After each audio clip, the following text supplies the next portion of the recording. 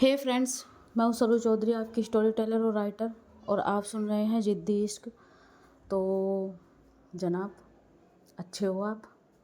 और कैसे हैं मेरे जितने भी इंडिया से अलग फैंस हैं? आई होप आप सब अच्छे होंगे। और सच में यार, आप इंडिया से अलग होके जो मेरी स्टोरी सुन रहे हैं, और मेरे लिए बहुत बड़ी बात है कि मेरी स्टोरी को अदर कंट्री के भी सुन रहे हैं। तो डज़न्ट मैटर वो कंट्री कौन सी है, मुझे बस इतना पता कि अगर वो सुन रहे हैं तो वो मेरी फैमिली है यहाँ तक का। और सच में थैंक यू सो मच। और ख़ासकर जो न्यू सब्सक्राइबर है, आई एम सॉरी, एक दो कमेंट्स का मैं वैसे जवाब दे दूँ क्योंकि मुझे थोड़ा परेशान कर देते हैं कि मेरा थोड़ा चैनल इशू भी हो गया था। तो पुराने वीडियो डाल भी रही हूँ अपनी उसकी, तो थोड़ा टाइम नहीं लग पाता, तो इरिटेट करते हैं तो बोल देती हूँ मैं, क्योंकि सच में 2 स्टोरी में मेरा पूरा दिन जाता है और मेरे पास सच में थोड़ा भी टाइम नहीं मिल पाता। तो आई एम सॉरी। और न्यू सब्सक्राइबर के लिए वेलकम सरू फैमिली में आपका। और स्टोरी अच्छी लग रही है आपको, बस यही अच्छी बात है। तो चलिए स्टार्ट करते हैं। पिछले एपिसोड में ज़िद्दी इश्क में आपने देखा था कि आर्य के जो पापा मम्मी हैं उनको जो है ना वहाँ से लाने के लिए बोल दिया था दादी ने कि उनको लेके आओ सही सलामत। और आर्य की मम्मी को भी पता चल गया था कि आर्य कहाँ है, और यहाँ तक कि सांझ का भी पता चल गया था कि इस खेल में यहाँ तक का जो है पहुँचाने वाली और कोई नहीं, सांझ ही है। तो स्टार्ट करते हैं। राजेश्वरी मानो किसी चीज़ का इंतज़ार कर रही हो, या बस अंदर एक सैलाब है उसे दबा के खड़ी हो। और नज़र गेट पर थी। उनके जो लड़के हैं यानी कि मनीष, वो आते हैं और बोलते हैं कि क्या हुआ माँ, आप इधर कब से खड़ी हैं, और क्या हुआ, उधर कोई चीज़ हुई है क्या, हमें बताइए। नहीं नहीं, कोई चीज़ नहीं हुई है, बस किसी का इंतज़ार है। इंतज़ार?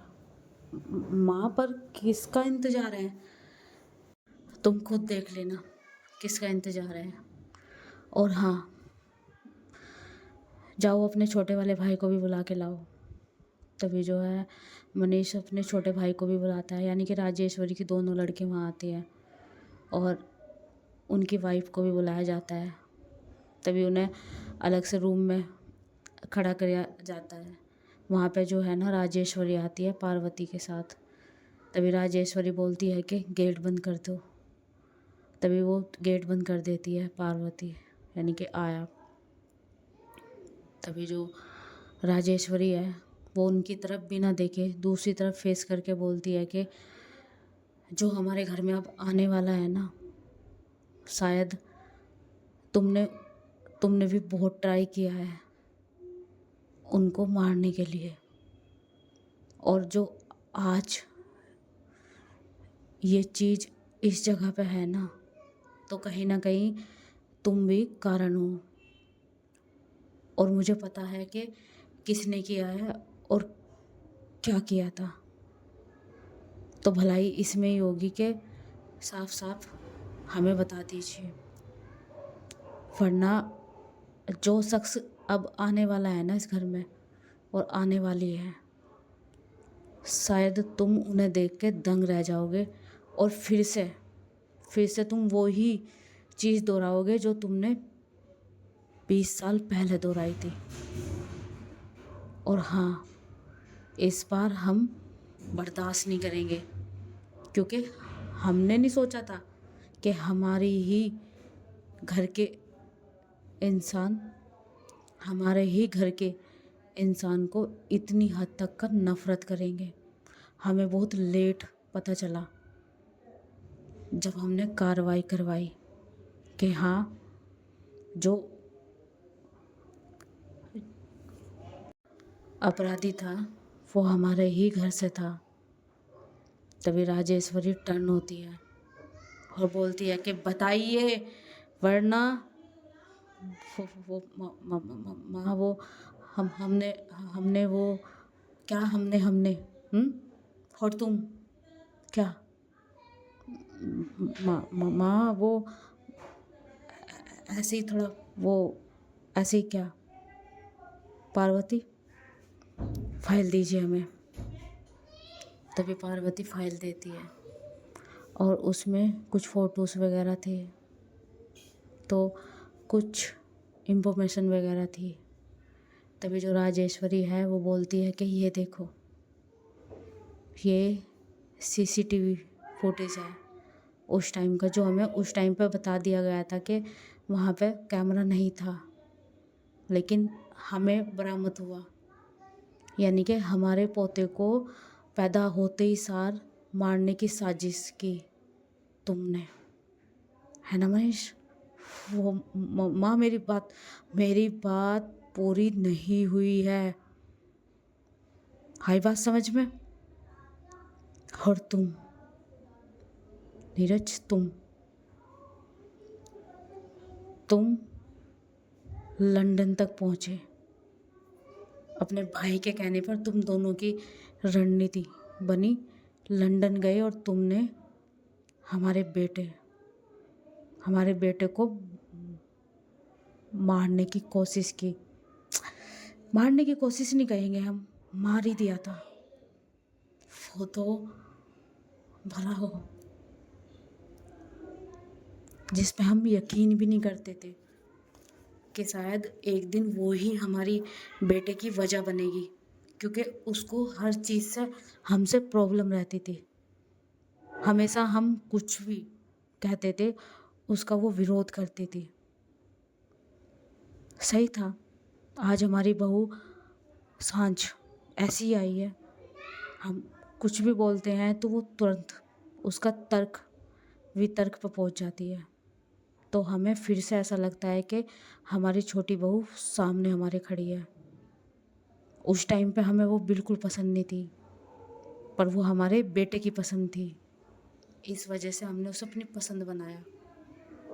अगर एक तरह से देखा जाए तो अगर वो बच्चे को लेकर ना भागती वहाँ से, तो शायद बच्चा अंदर ही मर जाता। और हम पूरे शहर पर राज करते हैं, पूरे बिजनेस पे, फॉरेन तक का हमारा बिजनेस है, माफिया तक का हमारा लिंक है। पर जब हमारा पोता हो रहा था, हमने सारे में सिक्योरिटी लगा दी, लेकिन कमरे के ही कमरे में इतनी बड़ी साजिश रची गई थी कि कमरे के ही कमरे में कमरा बनाया गया था, जहाँ डिलीवरी हो वहाँ से निकल के उनके बच्चे को छुपा लिया जाए। साउंड प्रूफ कमरा। और उस हॉस्पिटल में वो कमरे का हमने पता अब लगाया। और ये सब तुमने किया। अगर वो ना लेके भागती वहाँ से बच्चे को, तो तुम उसे मार देते। हाँ, हमारे साथ चलता, वो हमारे साथ रहता, तो शायद तब भी तुम उसे मार ही देते, चाहे हम कितनी सिक्योरिटी में रखते, क्योंकि हम सिक्योरिटी बाहर के लिए रखते हैं, अंदर के लिए नहीं। हमें क्या पता था कि हमारे घर के अंदर ही सांप बैठे हुए हैं, कि अगर पर्दा हटाया और डंक मार लिया, तुम दोनों घास में छुपे हुए सांप हो। जो घास होता है ना ऊपर से, बंदा उसको हटाता है, घास को जैसे ही हटाया उसको सांस नहीं लेने देता और डंस लेता है। तो अगर हम अपने पोते को ले भी आते, तुम पे हमें इतना विश्वास था दोनों पर, अपनी बहू पे नहीं था। और शायद अपने छोटे बेटे से हम बहुत प्यार करते थे, पर विश्वास के नाम पर अगर हम कहे मनीष, तुम पे सबसे ज़्यादा हम विश्वास करते थे। लेकिन क्या हुआ? अच्छा हुआ वो वहाँ से लेके भागी, अच्छा हुआ उसने उसे पाला, और अच्छा हुआ उसने उसे इस तरीके से बनाया जो हम चाहते थे। आज आर्य में उसके दादाजी का रूप है। तभी एकदम से वो दोनों चौंक जाते हैं और बोलते हैं कि क्या आर्य हमारा भतीजा? नहीं, तुम्हारा कुछ नहीं है वो। हाँ, आर्य मल्होत्रा हमारा खून है और हमारे घर का वारिस है। और उस वारिस को तुम ख़त्म करना चाह रहे थे। ये सब हमने पता लगाया, इसलिए हमने साहब की वसीयत एक तरफा बनवा दी, जिसको जो चाहिए था। उसने हमारे बेटे को इतना अच्छा तरीके से रखा। हाँ, हमें पता चला है कि तुमने इतनी बुरी तरह हमारे बेटे पर जुर्म किए कि वो व्हील चेयर पे बैठा हुआ है। उसके बावजूद भी उसने हमारे बेटे को भी अच्छे से रखा और हमारे पोते को देखो आज क्या परवरिश की है। तो इसलिए हमने उन्हें माफ़ किया कि अगर वो नहीं यहाँ से लेके भागती तो वो मरते और हमारे घर में ही हमारे ही लोग उसे मारते। लेकिन अब हमारे आर्य को उसने उसने नहीं, हमारी छोटी बहू ने ऐसा बनाया है कि सामने खड़ा होकर दिखा दे तो हमारा आर्य उसकी गर्दन दबा दे, ऐसा बनाया है। और अब तुम्हारे सामने सच्चाई हम बता रहे हैं, तो अच्छे से जान लीजिए कि वो हमारा पोता है जिसको तुमने मारने की कोशिश की थी या तुमने मार ही चुके थे। और दुनिया वालों के सामने हमें बार बार मजबूर करते थे कि वो मर चुके, क्योंकि इतने श्योर तरीके से कोई अपनों को नहीं मारता, चाहे वो मर भी जाए तब भी वो उसे मरा हुआ नहीं मानने का। लेकिन तुमने जो किया, बड़ी जल्दी बता दिया ना मैंने क्लाइमैक्स कि तुमने क्या क्या किया। क्या हुआ? पार्वती, इनको हैंकी दीजिए, पसीना पूछे, क्योंकि ऐसी भी काम नहीं कर रही है इनके सामने। हमें माफ़ कर दीजिए। देखो, माफ़ी शब्द से मुझे नफरत है। जितनी बार इंसान सॉरी बोलता है ना और पैरों में पड़ता है, इतना वो मुझे दुश्मन लगता है। और हाँ, अभी 15 मिनट बाद हमारे घर की छोटी बहू और हमारा छोटा बेटा दोनों आ रहे हैं हमारे घर में, और वो यहीं रहेंगे। तुम्हें तुम्हारी प्रॉपर्टी मिल चुकी है और तुम अपनी वाइफ के साथ इस घर से निकल सकती हो। तभी जो उनके बेटे हैं पैरों में पड़ जाते हैं, और राजेश्वरी जो है ना, उस पर कोई फ़र्क नहीं पड़ता। तभी राजेश्वरी बोलती है कि ले जाओ अपनी पतियों को और जाके बोल दो कि वनवास पर निकल जाए यहाँ से। तभी जो है उनकी पत्नियाँ गिड़गिड़ाती है और बोलते हैं कि हमारी क्या गलती है, हमारे बच्चों की क्या गलती है, हमने नहीं किया, इसमें हम नहीं इन्वॉल्व थे। तभी दादी बोलती है कि किसने कहा कि तुम घर से जा रही हो या तुम्हारी बेटियाँ, हमारी पोतियाँ हमारे पास रहेगी। तुम भी अपने पति के साथ जा सकती हो यहाँ से, और तुम्हारे पति भी तुम्हें ले जा सकते हैं, लेकिन हमारी पोतियों को नहीं। एक मौका दे दो, हमें एक मौका दे दो। हम बहक गए थे, हम कुछ लोगों के साथ के बिजनेस हमें मिलने का नहीं, हमें कुछ नहीं मिले, इस वजह से हमने मारने की कोशिश करी और उस पर भी अटैक करवाया। हमें माफ़ कर दीजिए। वो जिंदा है ना, हम अब कुछ नहीं करने के। क्या करोगे तुम अब? जिस प्रॉपर्टी के लिए, जिस पैसे के लिए तुम कर रहे थे, जितना हिस्सा था उससे ज़्यादा दे दिया है तुम्हें। वो ही कह रहे हैं माँ, अब तो हमें सब अपना हिस्सा मिल भी गया है, सब कुछ मिल गया है, अब हम ऐसा नहीं करेंगे कुछ भी, हमें बस एक मौका दे दीजिए। नहीं देंगे, बिल्कुल नहीं देंगे। जो मेरे बेटा आज अपाहिज है और जो मेरा पोता अपने परिवार से वंचित था, इस घर का चिराग, वो भी तुम्हारी वजह से। और जिसे हम गलत समझते थे, हमारी बहू, उसने आज हमें ऐसा पोता दिया है कि 10 लोगों को मार दे। हमें तो तब उसी दिन देख लिया था, जिस दिन तुम हैरान होकर देख रहे थे कि कौन है हमारी जान बचाने वाला। हमने सिर्फ डेमो दिखाया था खुद को गाड़ी के सामने खड़ा करके कि देखूं हमारे बेटे में निडरता, प्यार और एक डेयरिंग है या नहीं। और देखो हमारा पोता बिना किसी स्वार्थ के हमें पास आया, हमें बचाया। और किस तरीके से बचाया, जो इतने बॉडीगार्ड्स थे वो भी आगे तक नहीं आ पाए। और ये जानबूझ के ही हमला हो गया था। हम तो करवाना सोच रहे थे, प्लान बनाया था, लेकिन हमें अपने पोते का रुद्र अवतार देखना था, जो हमने उस टाइम पे, जब उन्होंने हमें हाथ पकड़ के एकदम से चंद सेकंड में गाड़ी की तरफ से दूसरी तरफ करा, तो उसकी आंखें लाल थी और आंखों में एक जुनून था और हाथों की नसें ऐसे खड़ी थी जैसे होता है ना एक मर्द, वो जो कभी तुम्हारे दादाजी के अंदर थी चीजें, वो सब देखी हमने।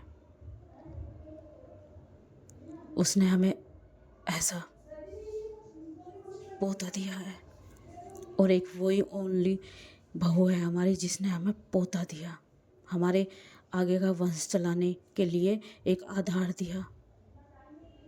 हमें लग रहा था कि हमारी पीढ़ी है ही नहीं, क्योंकि पड़पोते की पीढ़ी शुरू हो जाती, सिमरन हमें पोता दे देती। लेकिन इस वाली पीढ़ी का मानो जैसे पातना ही हो चुका था, बिल्कुल पतन हो चुका था। इसलिए हमने सब माफ़ कर दिया। 20 साल का कि हमें हमारे पोते से दूर रखा, इसलिए हमने उन्हें माफ़ कर दिया। और अब इस घर पे उनका राज है। तुम जा सकते हो। और हाँ, तुम्हें रहने के लिए इतनी प्रॉपर्टी के साथ और अलग से 2 बंगले दिए जाते हैं। जाइए। हमें अपनों पे गैर जैसा बर्ताव ना करने पे मजबूर करे। चुपचाप यहाँ से जाओ। अगर हाँ हमें कभी दया आ गई तो हम पूछेंगे, वरना हमारी तरफ से तुम मर चुके। तभी भाई उनके पैरों में पड़ जाते हैं चारों। लेकिन राजेश्वरी पे कोई भी फ़र्क नहीं पड़ रहा था और बोल दिया जाता है कि जाओ, अपने जो है जितना सामान है जैसे भी है यहाँ से लेके जाओ, खाली कर दो पूरा। राजेश्वरी वहाँ से चली जाती है और जैसे ही वो नीचे आती है, ढोल नगाड़ों की आवाज़ बजनी स्टार्ट हो जाती है। तभी जो आर्य है वो भी सुनता है, तो एकदम से उठता है। वो बोलता है ये क्या हो रहा है। जो सांझ है वो भी भाग के आती है। तभी आर्य बोलता है कि दादी माँ ये क्या हो रहा है, शोर किस चीज़ का है, अब किसकी शादी है, मतलब ये खुद ही देख लेना। तभी जो है पूरा दरवाज़ा खोला जाता है, बहुत बड़ा। जो आर्य के मम्मी पापा हैं उनके ऊपर फूल ही फूल और फूल नीचे बिछा दिए जाते हैं।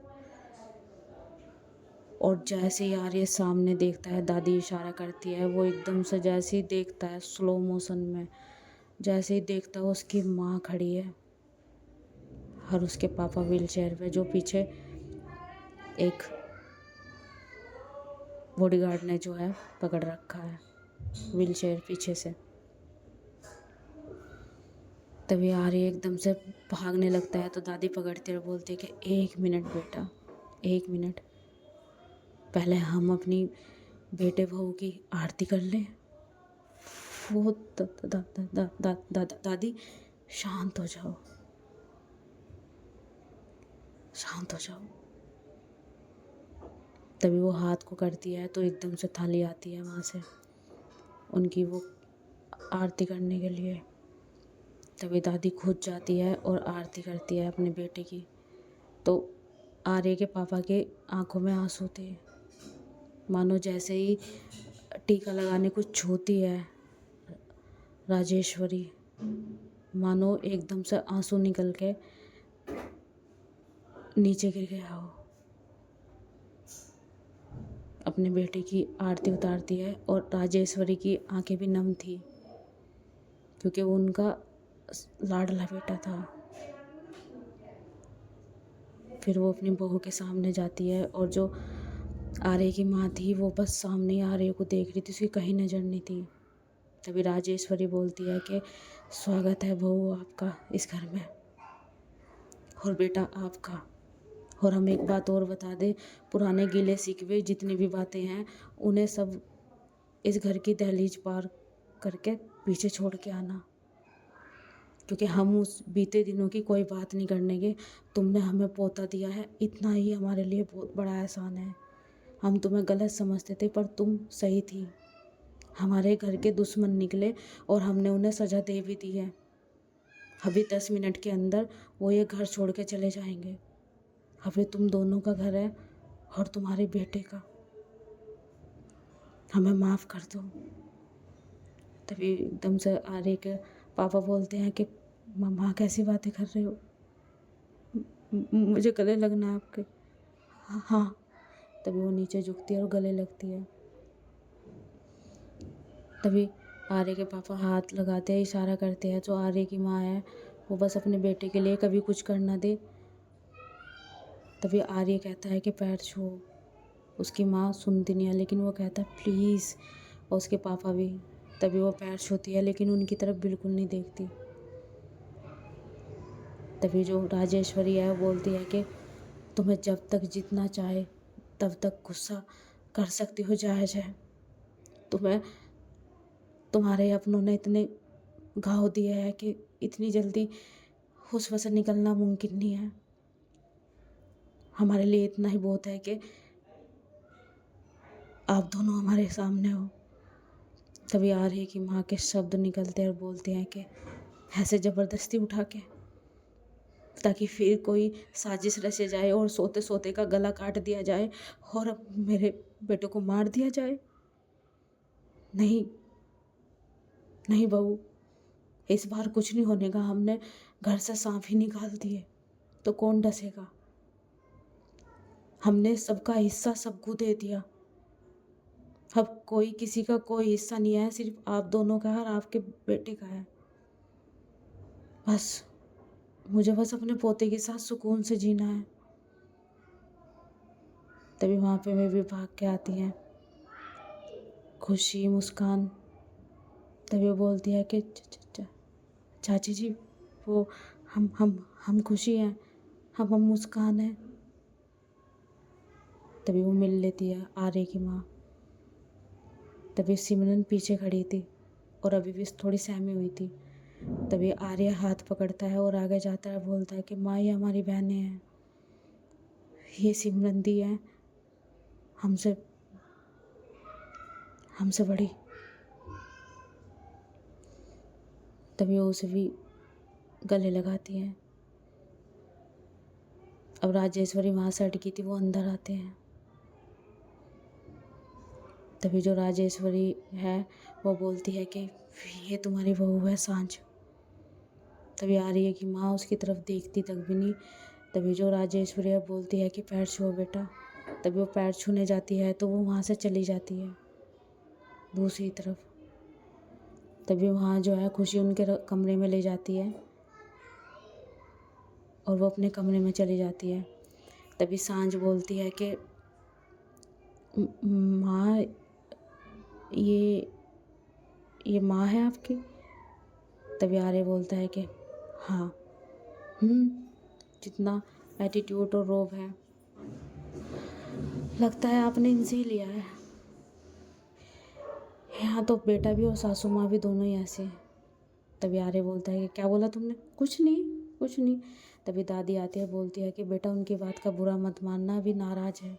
कोई बात नहीं दादी माँ, अब तो हमें आदत पड़ गई है। वो क्या है ना दादी माँ, भलाई जो कर दी थी ना, बस आदत पड़ गई है उसकी, तो ये चीज़ तो मिलनी है। अब जो है तैयार होकर उनके दोनों बेटे नीचे आते हैं जाने के लिए, और वो अब भी गिड़गिड़ा रहे थे और उनकी पत्नियां भी। अब जहाँ पति हैं वहाँ तो पत्नियां जाएंगी। तभी वहाँ पे खुशी और मुस्कान भी बोलते हैं कि आप कहाँ जा रहे हो दादी माँ, इनको मत भेजो ना। माँ कहाँ जा रही है, हम यहाँ रहेंगे अकेले। और दादी माँ बिल्कुल भी मान नहीं रही थी। तभी आर्य देखता है, आर्य सामने आता है और बोलता है कि दादी माँ क्या है ये। तभी जो दादी माँ है वो बोलती है कि इन्होंने बहुत गलत किया था, इन्हें इनकी सज़ा मिल रही है और इनको वनवास पे भेज रहे हैं, और वनवास हमने इनको अच्छा दिया है प्रॉपर्टी के साथ। अगर यहाँ रहेंगे तो हमारे हाथों मर जाएंगे जो इन्होंने किया है। दादी माँ क्या किया है इन्होंने। तभी दादी माँ सारी बात बताती है। तभी आर्य चौंकता है, बोलता है कि क्या, हाँ हमारे पापा का हाल इन्होंने। तभी वो माफ़ी मांगता है कि बेटा आर्य हमें माफ़ कर दे, बस एक बार एक मौका दिलवा दे। देख सबका सब हिस्सा सब बट चुका है, हमारा दिमाग चल चुका था उस टाइम पे, पता नहीं हमें क्या होगा था। बेटा बस माफ़ कर दे थोड़ा सा, बस थोड़ा सा इस बार माफ़ कर दे। और वे गिड़गिड़ाने लगते हैं। जो राजेश्वरी है वो जाने लगते और बोलते हैं कि आर्य चलो यहाँ से। और वो जो खुशी है उनकी आंखों में भी आंसू थे, और मुस्कान के भी और सिमरन के भी। और जो आर्य है किसी को नहीं देखता, बस अपनी बहनों को देखता है। तभी जो है वो भाग के जाता है और अपनी दादी के सामने खड़ा हो जाता है और बोलता है कि कोई कहीं नहीं जाएगा, सब यहीं रहेंगे। आपका कहना है ना कि सबको सब कुछ मिल चुका है, ठीक है ना, इन्होंने गलती की थी और सब ठीक है ना। दादी माँ, हम कुछ भी बर्दाश्त कर सकते हैं, लेकिन हम अपनी बहनों की आंखों में आंसू नहीं देख सकते। अच्छी बात है बेटा कि तू अपनी बहनों की आंखों में आंसू नहीं देख सकता। अभी तो तुझे 4 ही दिन हुए हैं और तुम आ गए इनके झांसे में। दादी माँ, अगर किसी को पता चल जाए कि मैं उसका भाई हूँ और सामने मेरी बहन है, और वो उससे 10 साल क्या 50 साल बाद में मिला, और पता चला ये मेरी बहन है और हम एक ही खून है, तो वहाँ पे ये चीज़ नहीं होती कि 4 दिन हुए हैं या 50 साल हुए हैं। मैं अपनी बहनों की आंखों में आंसू नहीं देख सकता। मेरे कहने पर आपको इनको एक मौका देना होगा, और अगर इन्होंने दोबारा ऐसा किया तो इनको मैं खुद बोलूँगा कि यहाँ से चले जाओ।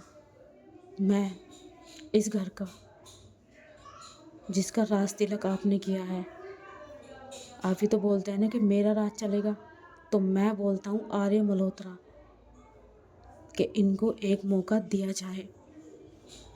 मेरी बहन प्रेग्नेंट है,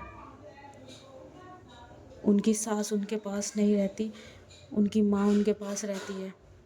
कितने सर्वेंट लगा दो, माँ माँ होती है, और मैं माँ की अहमियत जानता हूँ। तो जब तक मेरी बहन पे कुछ नहीं होता तब तक तो मैं किसी को नहीं जाने देने का यहाँ पे, और बात के बाद में देखा जाएगा। और हाँ, ये हमारा ऑर्डर है, कोई कहीं नहीं जाएगा। और आर्य वहाँ से चला जाता है अपनी माँ के कमरे में। तभी गेट खुलता है और एकदम से जो आर्य है सामने खड़ा होता है, जाकर बोलता है कि हम सॉरी, हमें मारिए, आप मारिए हमें। तभी आर्य की माँ एक थप्पड़ मारती है खींच के, एक और मारती है, 3-4 थप्पड़ मारती है। और जो सांझ है वो बाहर से देख रही थी, वो भी सहम जाती है। और जो सांझ है वो वहाँ से जो है ना देख के जाती है, पता नहीं उसे क्या होता है, उसको देखे नहीं जाता। तभी जो आर्य की माँ है वो बहुत तेज चिल्लाती है और बोलती है कि हमने कहा था ना, कहा था ना, हमें झूठ बोल के हमें छोड़ के मत जाना, अब देखा क्या हो गया। देखा। तभी आर्य के पापा बोलते हैं कि क्यों मार रहे हो तुम उस बच्ची को। अरे उसे तो खुद नहीं पता, हम दोनों यहाँ हैं, हमें भी तो उठा के लाया गया है ना यहाँ पे, है। और वो अपने परिवार में आया है, उसे आना था, और हम भी अपने परिवार में। कब तक जिएंगे हम वहाँ पे, हैं, बताना मानसी, कब तक जिएंगे हम वहाँ पे। उसे भी अपना परिवार में आना था ना। आप चुप रहिए, आपको पता है क्या हुआ था। हाँ मुझे सब पता है नीचे माँ ने उनको सज़ा दे भी दी है और सबका सबका हिस्सा दे भी दिया है, सब बोल दिया ना उन्होंने, हैं। और अब हमारा बेटा उस लायक नहीं है कि कोई कुछ कर नहीं सकता। वो 10 लोगों को मारने की क्षमता रख सकता है क्योंकि तुमने उसे ऐसा बना रखा है। तो किस चीज़ का डर है? तभी आर्य जो है गर्दन झुका के नीचे खड़ा था। वो बोलता है कि माँ और मारिए, हमने आपका कहना नहीं माना, हम डर गए थे कभी आप दोनों को कुछ ना कर दे, इसलिए हमने ये सब किया और हमारी शादी भी हो चुकी। हमें तो पता ही नहीं चला, हमें बेहोश करके हमारी शादी की गई। भाई साहब, जो उसकी माँ को गुस्सा आता है वो एकदम से भाग के आने लगती है कि अभी मैं राजेश्वरी को जाकर बताऊंगी, यानी कि अपनी सास को। तभी वो हाथ पकड़ लेता है आर्य के पापा। वो बोलते हैं कि बस, तुम्हें अपना गुस्सा अपनी तरफ रखो। अब जैसे भी है, जिस तरह भी है, वो जो लड़की है नीचे जो तुम्हारे पैर छूने आई थी, जो जिसे तुमने आशीर्वाद नहीं दिया, वो इस घर की बहू है। अब मैं नहीं मानती और ना मैं मानूंगी, मेरे बेटे की कोई शादी नहीं हुई है। तभी जो आर्या बोलता है कि माँ सबके सामने हो चुकी है, सारी मीडिया में खबर, हर जगह, कोर्ट में और मंडक पे, हर जगह शादी हुई हो गई है और सारे सबूत भी है। अच्छा, तो तुम्हें पसंद है वो लड़की? ठीक है, तो जाओ रह लो। तुम तो लड़की से दूर भागते थे, शायद अपनी पसंद की लड़की से पास जाना चाहते थे। इतना तो मैं तुम्हें जानती हूँ। क्या हुआ, पसंद आई तुम्हें वो लड़की? माँ कैसी बातें कर रहे हो, हमें कोई पसंद नहीं आई है, हमारी ज़बरदस्ती शादी करी है, हमने बताया है ना। हाँ तो क्या, जैसे हमने ज़िंदगी काटी है ऐसी काटनी है आपको? डर डर के, रो रो के, तुम्हें बचा के, तुम्हें छुपा के ऐसी ज़िंदगी काटे हम? और क्या, किसकी पसंद की है वो लड़की? दादी माँ की। लड़की को पसंद हो तुम? नहीं है। और तुम पसंद करते हो? नहीं। तो बताइए, आप बताइए अपने बेटे को कि ऐसी शादी में क्या रिश्ता है, ये बताइए, क्या संबंध है फिर इस रिश्ते का, ये बताइए। तभी राजेश्वरी आती है, बोलती है कि संबंध बन जाएगा, टाइम लगता है। अब वो हमारे घर की बहू हो गई है और हाँ, हमने अपने पोते का राज तिलक कर दिया है और सबको पता है कि शादी हो चुकी है। और बहू, तुम्हें जितना गुस्सा निकालना है, जैसे निकालना है निकाल लो, पर ना हमारे बेटे को दोष दो और ना हमारे पोते को और ना हमारी बहू को। वो इस घर की बहू है और इस घर की बहू ही रहेगी, पर मैं उसे अपनी बहू बिल्कुल नहीं मानती। तुम्हारी मर्जी है, मानो या न मानो। पहले से ही इस घर में बुजुर्ग लोग यहाँ की बहुएं चुनते हैं और बुजुर्ग होने के नाते इस घर की अब मैं बुजुर्ग हूँ। हमारी सास ने तुम्हें सबको चुना था और आज मैं चुन रही हूँ। जब आर्य के बच्चे हो जाएंगे तो तुम चुनोगी। परंपरा भूल गई क्या लंदन में रह के? माँ जी, आप हमें मजबूर मत कीजिए, वरना क्या, हम आपके हाथ में खुद बंदूक देंगे, हमें मार दीजिए। वैसे भी हमें 20 साल सिर्फ एक तुमने ही तड़पाने की हिम्मत करी, वरना आज तक का अगर हमारे किसी ने खरोच भी लगा दी ना तो हमने उसका हाथ काट दिया। सिर्फ तुमने, लेकिन इसका मतलब ये नहीं है कि अब सब तुम्हारे हिसाब से होगा। और हाँ, कल हमारे पोते का पग फेरा है, तो अपने लड़के को अच्छे से प्यार करिए। काफ़ी दिन में मिले हैं, बात करिए, क्योंकि जो आप करने जा रही हो ना कि वो बहू नहीं है, तो वो बहू रहेगी। और अगर कुछ कहा हमारी छोटी बहू को तो हमसे बुरा कोई नहीं होने का। आर्य, समझ रहे हो ना आप? जी दादी माँ, हम समझ रहे हैं। क्या दादी माँ, तुम क्या गुलाम हो? हमने तुम्हें यही सिखाया था, कभी तुमने हमारी बात तो सुनी नहीं है? कैसे कैसे बताओ? वो हमारी दादी माँ है, आपने हमें ऐसा बनाया, लेकिन आपने बड़ों की रिस्पेक्ट करना सिखाया। आपने हमें फॉरेन स्कूल में पढ़ाया, पर घर में हमें हिंदी में हर चीज़ समझाई, हमें इंडिया की सारी परंपरा सभ्यता समझाई, और हमने उस पढ़ाई में रिश्ते को भी समझाया माँ।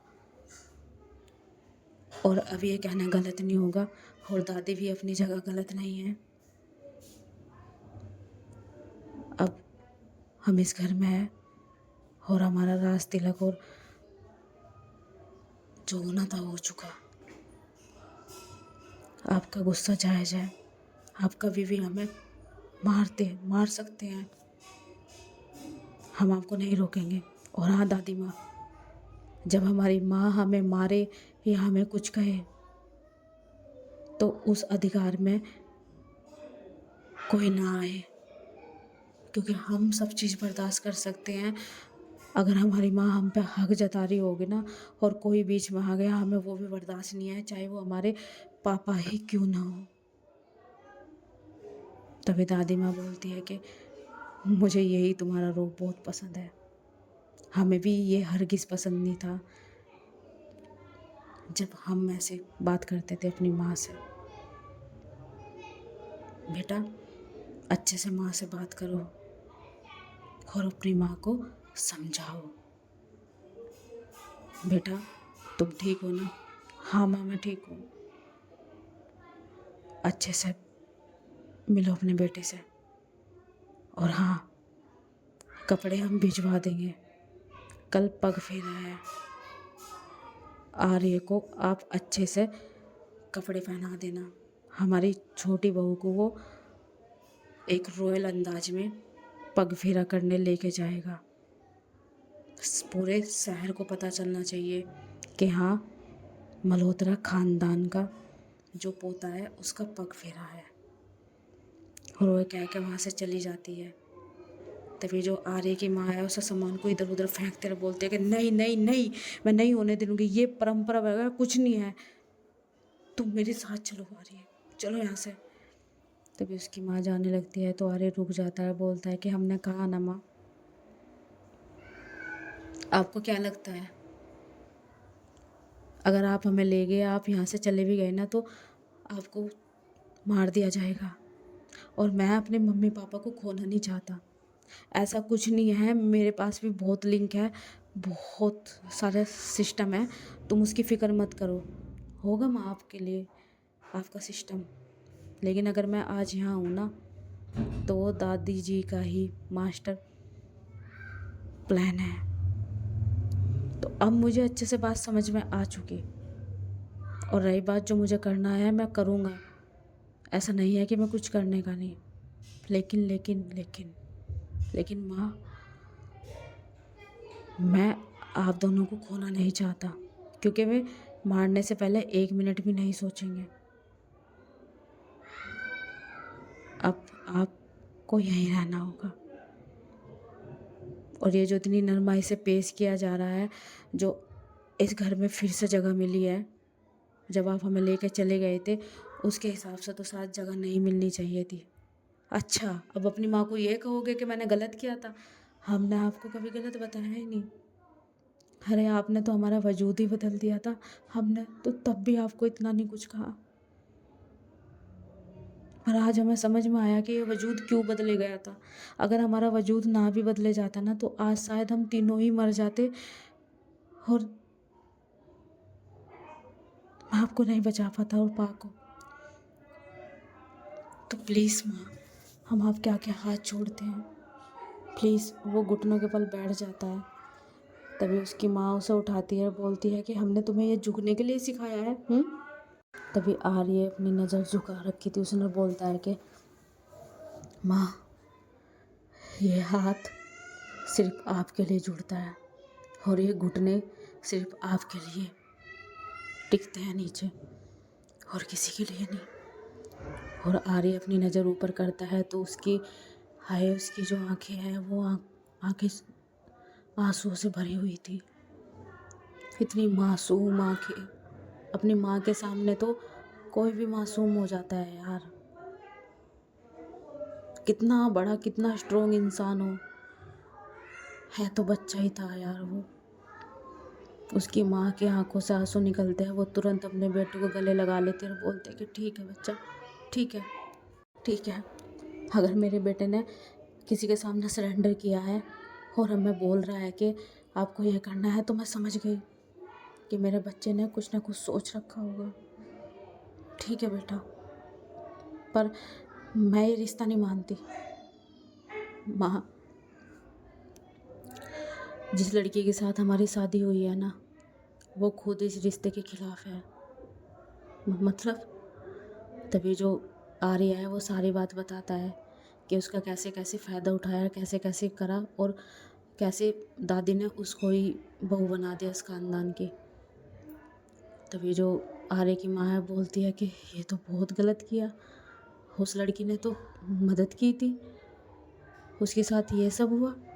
हाँ ठीक है, वो मदद शायद हमारे लिए अगर हम सोचें तो वो हमारी दुश्मन है कि उसने तुम्हें यहाँ लाने के लिए इतना बड़ा प्लान करा और आरू को भी इस्तेमाल करा। लेकिन अगर एक तरह से देखा जाए तो उसने तो तुम्हारी दादी का दर्द देखा था ना। उसे क्या पता था कि इस घर में कितनी सारी चीज़ें हैं या क्या चलता आया है। उसने तो सोचा था कि मदद कर दूंगी और बच जाऊंगी। सही हुआ वैसे एक तरह से बेटा, अच्छा हुआ उसके साथ ऐसा करा। तुम देखो कैसे यहाँ फंस गए। पर माँ, गलत तो हुआ है ना। क्यों? तुम्हें बड़ी तरफदारी हो रही है उस लड़की के लिए, है? माँ, मैं वो नहीं कह रहा हूँ, शिकार तो हम भी बने हैं। आपने क्या कर लिया इतना अंडरवर्ल्ड दुनिया में लिंक होने के बावजूद भी? हमने क्या कर लिया? हम इतने 30 मार खा बने फिर रहे थे। बताइए, हम तो बॉडीगार्ड्स में गिरे रहते थे। बताइए क्या कर लिया? वो तो एक नॉर्मल थी। अगर एक तरह से देखा जाए तो उसे भी सज़ा मिली है। हम कौन सा उससे प्यार करते हैं? हम दोनों में तो बचती रहती है बस। तो बेटा ऐसी ज़िंदगी कैसे कटेगी? तुम्हें भी तो कोई जीवन साथी चाहिए ना। हमें कोई नहीं चाहिए माँ, और अभी हमें कुछ नहीं सोचना। ठीक है, अपना वो है, हम दोनों में ये तू मैं होती रहती है। कम से कम हम बच तो रहे हैं, वरना यहाँ नहीं तो कहीं और तो हमारी शादी करवाते। कम से कम वो पता तो है कि जो हमारी साथ है वो हमारी दुश्मन है। तुम उसे दुश्मन समझते हो? हाँ, दोस्त तो वो है नहीं, करा तो है ही उसने। और रही बात उनकी सज़ा, उन्हें मिल रही है माँ, हम दे रहे हैं, वो भी हमें दे रहे हैं, हम भी उन्हें दे रहे हैं। तभी उसके आर्य के पापा बोलते हैं कि ये कौन सा रिश्ता होता है? जैसे कैसी भी है, जो भी है, जैसे कैसी कहा, इतनी सुंदर सुशील लड़की है और तुम्हारी दादी ने चुनी है तो सोच समझ के चुनी, तुम्हारी अब पत्नी है वो। पापा जी, आप बोल रहे हैं ये चीज़? हाँ मैं बोल रहा हूँ। आप तो चुप ही करिए, आपको कुछ नहीं पता। तो मैं क्यों चुप करूँ, हैं? और तुम कौन सी लेके आओगे इसके लिए, ये बताओ? अपनी वो जिनके तुम वहाँ पे लंदन में वो करवाते हो, एक्सपोर्ट करवाते हो, या तुम उनको जो है काम करने के लिए मजबूर करते हो? हमने आपको पहले ही बोला था मजबूर नहीं करते। हाँ जो भी है, मैं अपनी मर्जी से भी करती है, लेकिन वो उनमें से तो नहीं है, अच्छे खानदान से ही है ना। तो बस हारिए। अगर तुम अपना रिश्ता निभा रहे हो ना यार, है क्या, अपने माँ बाप को बचा रहे हो या अपनी बहनों के लिए लड़ोगे या अपनी दादी के लिए लड़ोगे, तो ऐसा ही वो भी एक रिश्ता है। ठीक है, उस रिश्ते को भी तुम्हें लेकर चलना होगा, चाहे नफरत में चाहे खुश होकर। और हाँ, पग फेरा है आपका, जो अभी अभी माँ बता के गई हैं, तो तमीज़ में जाना, क्योंकि आप ना रॉयल ख़ानदान से जुड़ चुके हो और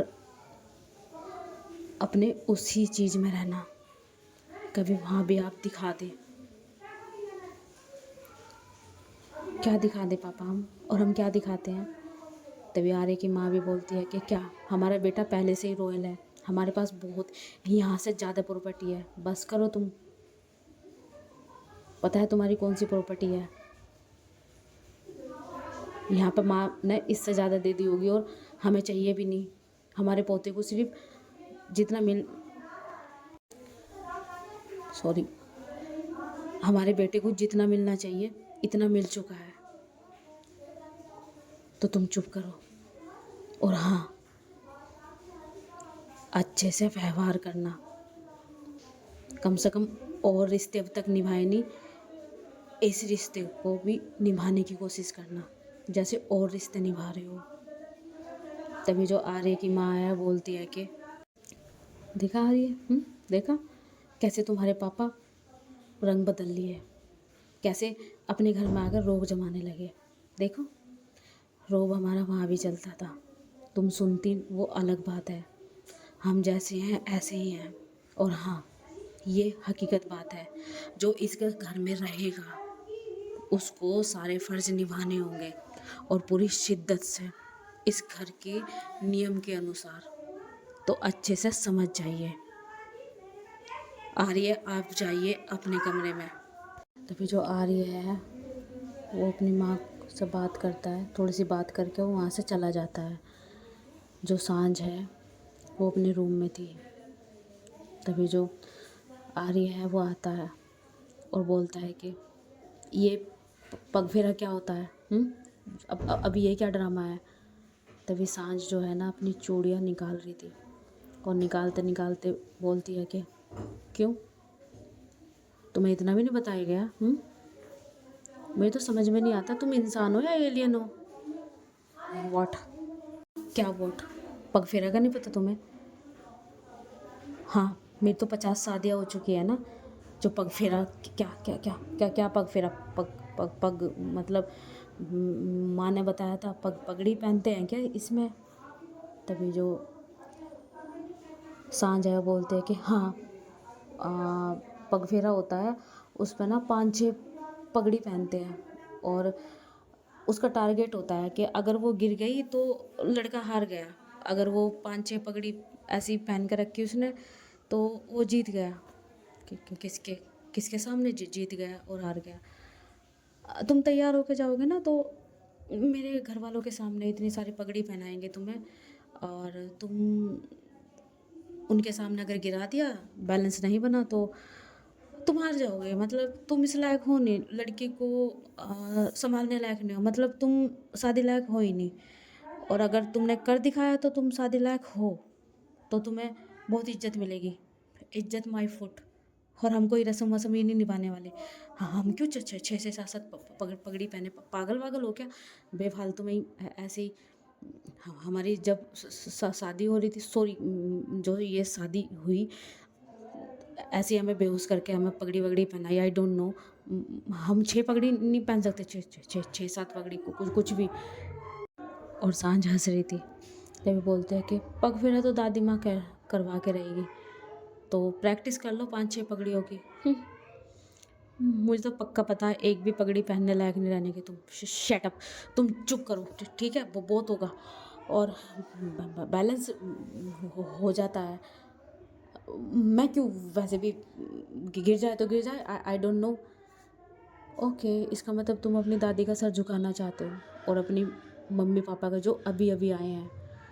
क्या क्या क्या क्या बोल रही हो तुम? कुछ भी पागल वागल हो क्या? पगड़ी पहनते हैं, पग फेरा, ये कौन सी रस्म होती है? ऐसा नहीं होता है, ऐसा ही होगा। देख लेना, अपनी दादी माँ से ही पूछ लेना, बहुत सारी जो पगड़ियाँ हैं वो आपको दिखाएंगी, तो तुम्हें भी पहननी पड़ेंगी।